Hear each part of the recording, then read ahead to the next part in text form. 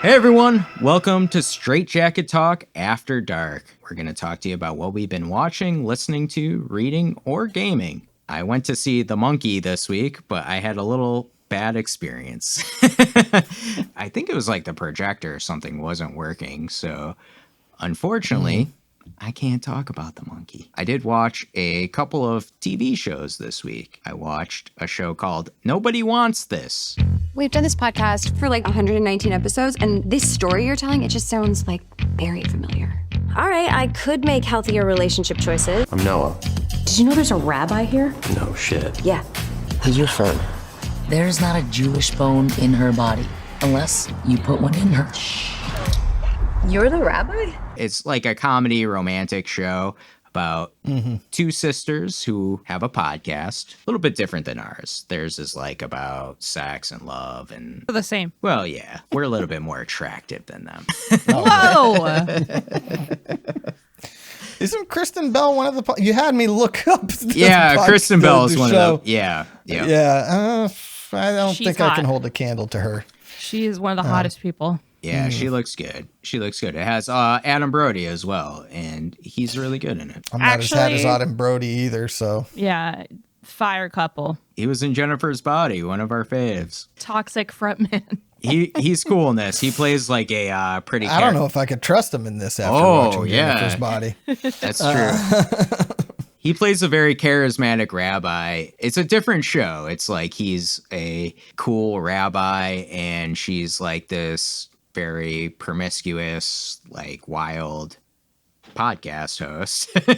And they have this budding relationship. Not trying to spoil what happens, but obviously through the show, it's difficult because he's a rabbi and like he leads a certain life and she leads a certain life. So two people from different worlds kind of colliding, but it's super funny. I think a lot of it's pretty like realistic, like even though I don't necessarily know the ins and outs of the Jewish community and things like that, I think a lot of what they talk about is real with like people who are different in a relationship. So I think that's cool. Question. Yeah. This is just because I'm uncultured. Don't judge me. Can rabbi fuck? Are they like Catholic priests? It's funny you say that because Kristen Bell's character also asks the same question of him in this. Shut up. Swear to God. That's funny. Yeah. Like verbatim. She was like, can you have sex?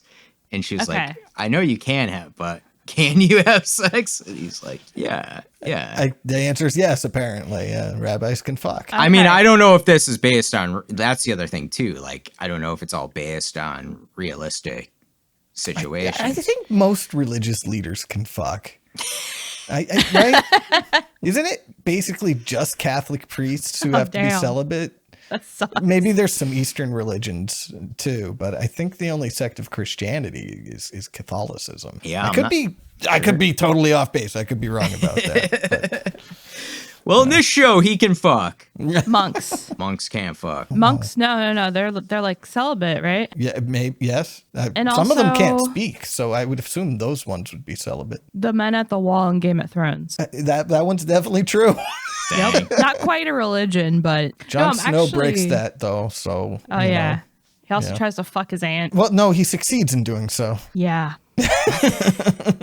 Almost marries his aunt. Ooh. By then, you're so like desensitized to the incest that I you don't didn't even care. think too hard about it. Like they were such a hot couple that I totally shipped that couple when it was on. I was like, I do not care that that's your aunt. Do it. But no, that sounds really interesting, Kevin, because I have read quite a few novels where it's like smut between like a priest or a monk. I'm not in the other one in my series yet, so I don't know what that one's about. But it's like kind of forbidden fruit sort of thing. Yeah, so it's like that's the what taboo seems really thing. interesting. Yeah. Yeah, it's cool. It's a fun show. I think like I recommend it because it is fun and it feels a little different from a lot of shows because I don't know too many shows that have like a rabbi centered around them. I also started watching, I'm only one episode in because it just came out, the new Daredevil show. I was raised to believe in grace.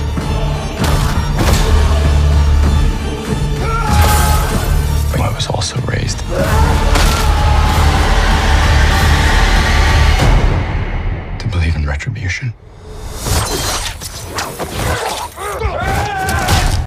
I was a huge fan of the Daredevil show on Netflix, but now that it's on Disney Plus, I had to watch it. I really enjoyed that one, and this one's starting off big too, and like it's really cool. It's engaging.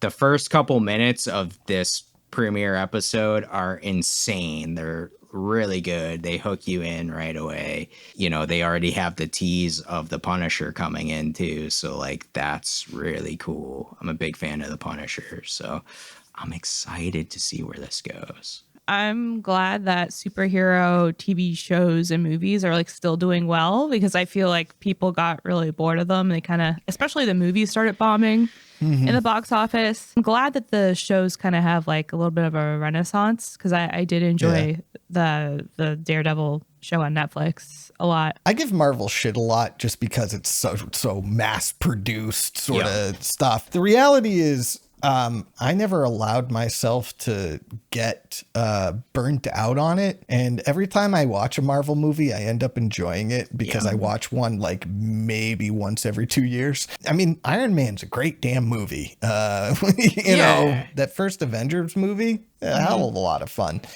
And but I don't know. Every time I watch one, I'm like, yeah, I got my fill of that. And I'll continue making fun of it for being such mass-produced slop. But, you know, at the end of the day, I respect it for being the kind of mass-produced slop that it is. I think what's cool on the Daredevil show and the Punisher show that were on Netflix is they are superheroes, but they're dark. This is like anti-heroes. Yeah. And the shows are dark and violent, and just they're grimy and gritty, and that's what I really love about it. Is it's not all kind of like you said, like the it doesn't feel like that stuff.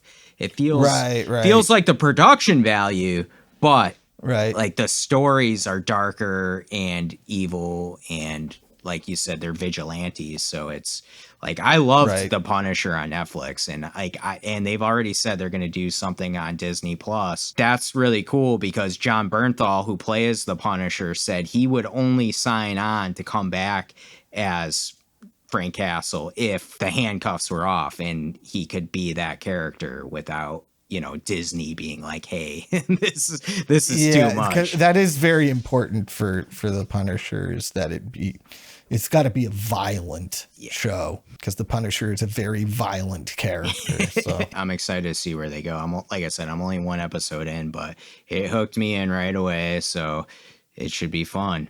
All right, Jill, how about you? I only read one book. I'm really disappointed in myself. It's only been 2 weeks. I'm lucky if I can read a book in a year. So. Same. I mean, it's mostly because I started playing World of Warcraft again, and that's awful. So yeah, maybe I should be reading. You read the item descriptions and wow. I read a lot in that game. They got me slaving right now. There's new content. There's a big goblin city, actually. It's very much like Leprechaun. Anyway, it's very sleazy. I read Candy Girl, which is Diablo Cody's memoir, and that was really good. It was just like from a year in her life where she decided, even though she had a full-time job, she was going to take on being a stripper at night just because it's something like she just wanted to do. I don't know. I've always wanted to be inside of her head to see what kind of goes on there. Right. And just kind of the like genuine dialogue that kind of comes from her. I just find her very interesting because in all the movies we've watched of hers, like dialogue is very crucial, and especially having like a very unique sense of slang. So it's kind of the same thing. Reading her prose, which I really like. And the other thing about her too is like when she's in interviews, she's so quiet. So I just think she's very interesting. It was a good read, some insight. What's cool is when we did the Jennifer's Body episode a while back, we had kind of talked about that she had that book of her time as a stripper. At that time, you were like, whoa, you're like, I got to get this. So it's very like full circle that you've read that now. And I forgot about it until now, until I went and bought it. That's funny. That's awesome. So then for movies, I also had the displeasure of subjecting myself to Leprechaun in the Hood. When Mac Daddy discovers a magic flute, It's all I want right here. he becomes the richest man in hip-hop. Hey, get these losers out. But when three young rappers Kind of like Robin Hood. Instead, we're going to be robbing in the hood. stumble onto his musical treasure, everyone will have to pay the piper. Unhand me gold, you thieving hoods. You got more loot than Tiger Woods. For It's Lace podcast, we are I wasn't recording going to talk that. about that for this episode, but I guess we can all talk about it now. Yeah, we can all talk about it. Boy. Every year, It's Lace podcast, we do a Leprechaun movie. This year, it was time for Leprechaun in the Hood. I'm sure you were all looking forward to it too. Yup. Especially with how wonderful Leprechaun in Space was last year. Very eventful. I have to actually probably rewatch it again like tomorrow because I didn't pay attention the first time because it sucks so bad. There's no leprechaun in it. You're constantly afraid of iced tea. Or not really. Even, Mac Daddy. To be honest with you. You're just constantly talking about iced tea. And that's tea. More like it. Yeah. Also on the It's Lace podcast for my Patreon show, Stream Screams, my co-host Rowan and I reviewed the Shudder exclusive movie Little Bites. I love you, baby. I love you too, Mom. What's that? Dinner bell. Jesus, Mindy. Are you all right? You hear it too. Mom, what's wrong with you? It turns out monsters are real. So that's the newest project of Spider-One, who is Rob Zombie's brother and his partner, Chrissy Fox. So I also went on Letterboxd and looked at all my friends' ratings for this, and they were pretty god-awful. What's important is what you thought of it, though. Exactly. And I'm kind of having like deja vu from the episode we just recorded on Leprechaun 2, where everyone else seemed to kind of hate it and I loved it. I also kind of slayed this movie to the gods. And that's because like not long ago on that show, we also reviewed Spider-One's Bury the Bride, which I think is on Tubi. It was all about hillbilly vampires, and it wasn't the best thing I've ever seen this year or ever. And it was also like very evocative of Rob Zombie's work, which is kind of difficult because if you're the brother of someone like really prominent in horror and your work kind of looks like them, it's hard for you to stand out. Standing in Big Brother's shadow at that point, you know. Exactly. When you said hillbilly, I was like, oh, so it's just no. Rob stuff. Rob Zombie. Yeah. Yeah. The vampires thing was pretty cool, but it wasn't the best. And that was my only experience with his work. I know he's also done a movie called Allegoria, which I hear is really good. I've heard that and too. Little Bites, I think, is more like Allegoria than it probably is Bury the Bride. So if you've ever seen that and you're not interested, maybe give this one a try because I feel like it's more of Spider-One's authentic style. So his partner, Chrissy Fox, she plays the main protagonist and she's a struggling widow and mother. She's struggling with grief and severe mental illness. So it gave me really big Babadook vibes, if you guys have seen that. I haven't seen it. You haven't seen the Babadook? I haven't, no. I love the Babadook. I know people hate that kid, but he was very important to the movie, and I loved the movie. So Yeah, that kid was a little shit. I must go punch that baby. The Babadook is actually pretty frightening, yeah. in my opinion. So I was surprised to kind of get this from Spider-One, honestly. So this mother sends her daughter to stay at her grandparents' house because she's trying to protect her from this flesh-eating demon that lives in her home, which, you know, could be a metaphor for whatever she's dealing with, grief, you know. Kind of the same thing with the Babadook. Yeah, I thought it was surprisingly highbrow and it kept me immersed. It also featured Chaz Bono, who was also in Bury the Bride. He's friends with Spider-One. And by the way, this movie was produced by Cher. Was it really? Yeah. Whoa. I guess that makes sense. That Chaz Bono would be able to get Cher involved. Yeah, Mommy's Money, maybe. Yeah, get Mommy's money in there a little bit. Yeah. Exactly. And also this movie has some members of horror royalty. Bonnie Aarons from The Nun plays the grandmother, which is kind of interesting because the monster isn't played by Bonnie Aarons, but it looks a lot like her with like the kind of hooked nose that she has. Gotcha. So I wonder if that's like supposed to also be a metaphor to represent like generational trauma and stuff like that. Mm-hmm. If so, that would be really cool. Also, we have Barbara Crampton and Heather Langenkamp. Whoa. So, yeah, okay. That's two really big. Yeah. You weren't kidding. Horror royalty. Yeah, I thought it was an interesting little movie. Go check it out on Shudder if you want to take a little bite. I would compare it to like a little bit more like on the trend of elevated horror, but do not go in there expecting an A24 movie. You're not going to like it. I also watched The Hate U Give 2018. Garden Heights. Mama and Daddy says our life is here because our people are here. Williamson is another world, so when I'm here, I'm Star version 2. Basically, Williamson Star doesn't give anyone a reason to call her ghetto. Out of the car! Yo, Star, you okay? Go back where he told you. Khalil, I'm not playing. Go back where... What did you do? So it's a YA book, and I read it last year. So I was interested in seeing the movie adaptation. It's about a young Black girl who lives in a poor Black community, and it's about her unique struggles. At a young age, she witnesses the deaths of her friends due to like gangs and police brutality. She sees her friend get shot by a cop for like no reason. Mm-hmm. So she's a part of this kind of nationwide like trial that's going on with the police officer, and she's the witness. And to protect her, her parents send her to a private school outside the community. So you see her juggle with the complexities of living in two different worlds, which is really interesting. And also gaining the courage to stand up against police brutality and gang stuff that threatens her family. I thought it was a pretty good little movie.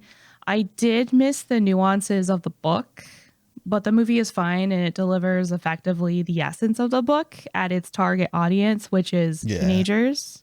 And also Sabrina Carpenter is in it. Yeah. But she's like super young.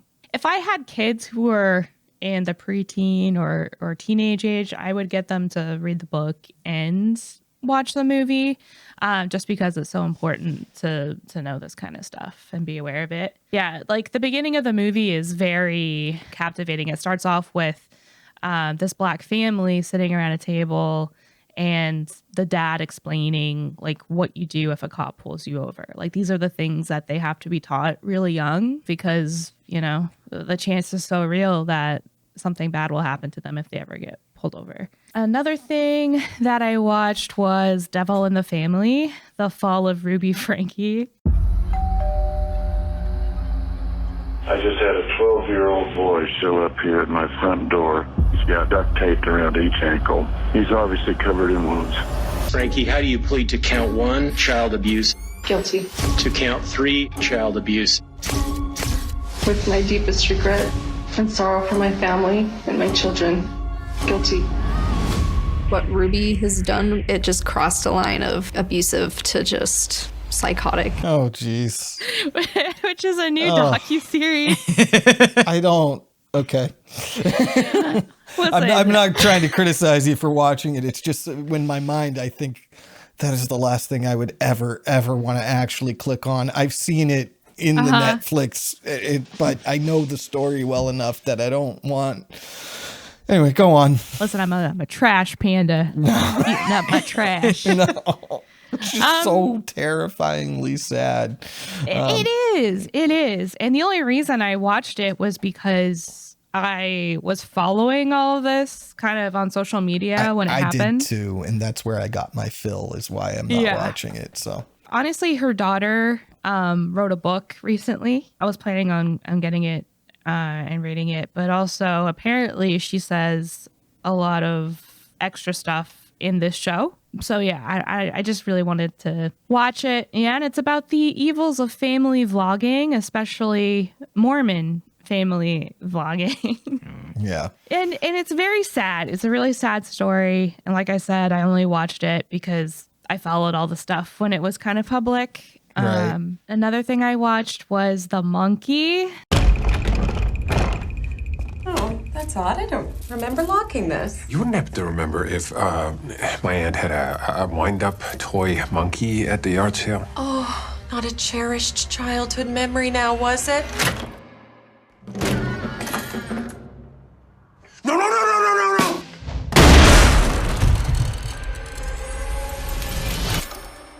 I know you watched that, I Nathan? watched it as well, yeah. What did you think? I thought it was good. I didn't think it was great. I thought it had a lot of really fun kills. I thought the main villain that wasn't the monkey was a really fun character, and I enjoyed it anytime he was on screen, without giving any spoilers, obviously.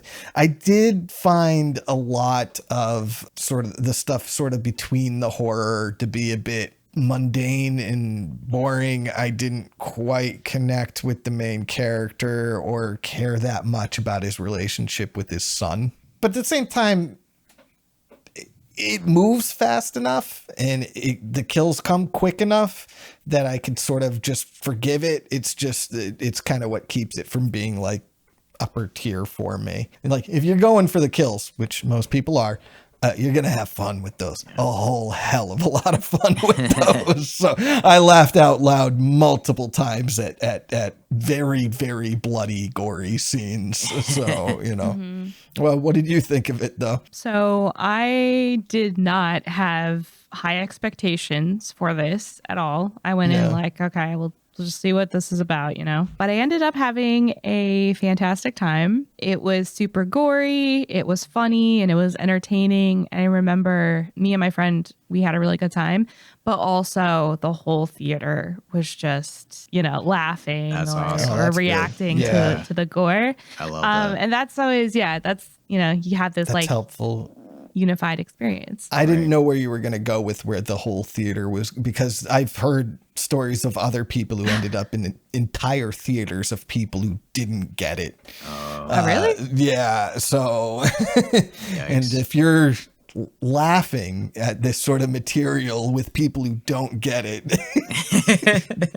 Yeah, that'd be rough. No, but I live on the outskirts of Philly, and people are pretty vocal at movies anyways. There was nobody in my theater, so Okay. I was there with a friend of mine, and then there was a couple in the way back, and that was it. Literally 4 people in the theater. So I have no idea what that couple in the back thought of it. Maybe they're just having a little date. Yeah, you know. Next, I watched An American Werewolf in London. What happened to them? Well, the police report said they were attacked by an escaped lunatic. A wolf. My friend Jack was just here. Told me that I will become a monster in 2 days. Your dead friend, Jack. Yes. Tomorrow night's the full moon. You're gonna change. A what? You'll become... I know. A monster. This has been on my watch list forever. This was a first watch for me, and I was absolutely obsessed. I think I texted you guys about it when I was watching it. I love the English setting, the dry humor. I could definitely see how one of my favorite movies of all time, which is Ginger Snap, is definitely inspired by this film, like the creature design of the werewolf especially, but also some of the scenes could have been ripped right out of An American Werewolf in London. Did you see it, Kevin? I haven't seen it. It's also on my list as well, and I think it is on like a short list to do for the Mouths of Madness. I mean, what's always famous is the transformation scene, right? The effects are just astronomically good, you know? Yeah. It's so gross. And one thing I just really liked about it, this is a very niche, like little Easter egg that I want to talk about in World of Warcraft. But before I saw this movie, in Stormwind, which is a capital city for the Alliance, there is an inn, and it's called the Slaughtered Lamb, which is the name of the inn in An American Werewolf in London. All right. And when you go inside, there's a bartender at the top, because it is a pub. And then when you go down the stairs, there's like a circle of cultists or wizards. I can't remember which. And on the floor is like a pentacle, which is paying homage to the like pentacle on the wall in the pub, the Slaughtered Lamb, in the movie. And I thought that was really cool. That's awesome. And I understand it now. Yeah. That's awesome. Did you know that before you watched the movie or no? No, I've always gone to that inn, and I loved it. I always thought it was just so weird. Yeah. Mm-hmm. And I didn't know that it was a reference, but WoW does it all the time, like little Easter eggs. It's cute. And the last thing that I watched was Frankenhooker, 1990. Frankenhooker. Jeffrey Franken has a plan. I just want to bring you back, Elizabeth. He has the ingenuity. I need female body parts. He has everything he needs, except the raw materials. Just hold still. Jeffrey's creation is alive. Looking for some action? Oh, yeah. I also watched Frankenhooker. Sick. Okay. Yeah. Oh, another tag team.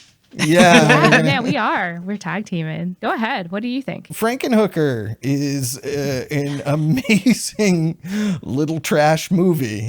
We were during the Leprechaun review. You were saying, trash doesn't get any better than this. And I was like, it sure fucking does. And we're going to talk about it in After Dark. It's very trauma. It's very silly, stupid, over the top. Wonderful and great. People explode. There's horrific lawnmower accidents. There's bad fat suits. Oh my God. Yes. The main character is talking to himself constantly. And I don't know how they make it not annoying, but it comes across as hilarious. Yeah, no, I love Frankenhooker for the same reason I like Toxic Avenger or any of those types of movies. When I said I like trash movies, but Leprechaun is not my flavor, Frankenhooker's my flavor. This is my kind of trash. I love this movie a lot. I am so happy that you liked it because I knew you would, and I'm happy that you now have that experience because Frankenhooker is such an experience. Yeah. And it sounds so fucking stupid because people hear the title and they're like, that's dumb, and kind of don't give it any credit. Can we be frank though? It is just as stupid as its title. I mean, it is, but it's also it gives you what it says on the tin. It's also exquisite. Yes. It's one of my favorite movies. One of my favorite horror movies, I would say, of all time. I'm just obsessed with it. I'm trying not to watch it too much because I've already seen it like 3 or 4 times this year. I don't want to, overdo it. But, if you haven't seen Frankenhooker, like Kevin, right? I haven't seen it. I got to see it. You gotta go see it. I love It's Frankenstein. so good. I love hookers. Uh-huh. Perfect marriage. If you want to see Jill dressed as Frankenhooker, Oh, yeah. check out our Halloween spectacular episode on Trick or Treat. Oh yeah, Trick or Treat. Yeah. Yep. And I also wore that costume to Emotionless in White show. And when I was walking outside, like in line, there was a girl and she was like, I love your Frankenhooker costume. And I fell in love with that girl. And it was like the nicest thing anyone has ever said to me. So, yeah. But yeah, and if you also want to hear more of my thoughts on Frankenhooker, the episode from It's Lace podcast is out right now. I invited my friend Willow on the podcast. She's lovely. She comes on a lot. She's a professional film critic, and we had a great conversation about Frankenhooker, even though some people, Colton, didn't like Frankenhooker. It's still fabulous. Yeah, I don't know how you don't like that movie, to be honest with Right. you. Well, no, I get it. It's intentionally polarizing, so I shouldn't say that. True. But, it's artful trash, that's for It sure. is. Thank you. It's Yeah. artful trash and it's beautiful. Yeah. Like our beautiful trash. Again, what matters is what you think of the movie. And Nathan, what else have you been watching? I watched Frankenhooker because you told me I should, and I loved it. And that inspired me to watch even more trash. So the next day, I rewatched The Toxic Avenger. Meet little Melvin. They tormented him until he had a horrifying accident and fell into a vat of nuclear waste, transforming little Melvin into a hideously deformed creature of superhuman size and strength. All right, everybody, Drop your tacos or I'll blow your brains out! The vandals and the perverts had their way with the little people of Tromaville until the Toxic Avenger ripped them apart. The Toxic Avenger. Have either of you seen it? I haven't seen it. I want to, though. Yeah. The Toxic Avenger is like the peak trash movie. It's offensive as hell. It's all the ists, but almost in like an endearing way, in a way where like, they don't mean it, which is dangerous road to walk down, but it works. It's about a nerd who is the most cartoonishly over the top stupid nerd you've ever seen in your life, who gets pranked, and then he freaks out, jumps out a window into a vat of toxic waste, and he comes out the superhero, the Toxic Avenger, and he's got like his face is half melting off, like one eye's down here, the other one's up here, but he's also got super strength. It's hilarious. All the bad guys are these over the top villains who threaten children with shotguns, and like it's like some sort of bizarro world Marvel villains in a way. If you like Frankenhooker, you're almost definitely gonna like the Toxic Avenger. It's out there and trashy, but it's endearing as hell. As sleazy as it is, there's something almost wholesome about it in a way. Which is something I say about a lot of John Waters movies too.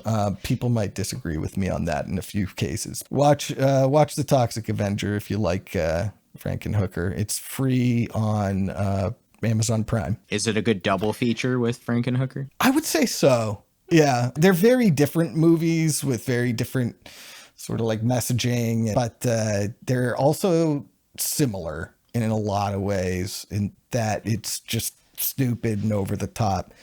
Toxic Avenger goes more places, I guess you'd say. It's more, whereas Frankenhooker keeps it only a few settings, I guess you'd say. I gotcha. I also watched one of the few John Waters movies I hadn't seen yet. Oh, wow. This is a later one. So don't. We're not saying anything. No judgment here. No judgment. Yeah, called Cecil B. Demented. The National Guard and other law enforcers are harassed by rock-throwing and name-calling. Violent group of terrorists to menace the lives of millions of people. A week later, it was Baltimore, where protests raged and damage was almost incalculable. This administration have never and will never condone brutality. Power to the people who punish bad cinema! Oh, I haven't even heard of it. It didn't do too well, apparently, either critically or commercially. No. And it's honestly one of my least favorite John Waters movies. It's not going to be one of those ones where I'm rating it 4.5 to 5 stars, the way like Crybaby or Hairspray or whatever. It's about a group of independent filmmakers / terrorists who kidnap a movie star to be in their movie. Mm-hmm. And their movie is just film of them committing acts of terrorism against what they deem to be bad movies. People watching bad movies, people making bad movies. And it's, that's all there really is to say about it. It's still got that John Waters flair. It's still pretty funny a lot of the time, but you can also kind of feel like he's losing his edge. Actually, it's more over the top and more ridiculous than something like Crybaby, but it still feels like it has less edge. It feels... I don't know. I gave it 3 stars on my Letterboxd. It was good. I enjoyed it, but it left me colder than anything else I've ever watched by him. And I guess that ends my trash watching. I figured since we were going to review Leprechaun, my theme for my After Dark would be trash. Would be trash. Yeah, that's why I've got The Room DVD in the background there. So can you please insert a clip of from It's Always Sunny in Philadelphia? with Danny DeVito. I'm the trash man. I'm the trash man. I come out, I throw trash all over the ring, and then I start eating garbage. I come in, I throw trash. That's what Nathan is on this, the trash man. Yeah. Yeah. And then edit your face into Danny DeVito's body. That's so much easier said than done. I can do it right now. Oh my goodness. Well, that does it for Straight Jacket Talks After Dark. If you want to see any of our Letterboxd reviews on the movies that we've watched or other movies, go down to the description below because we're going to have links to all those for you. And until our next episode, cut that out because I don't know what I was saying there. Cut that out. Cut it Cut that out right now. But until then, back to the padded room with you.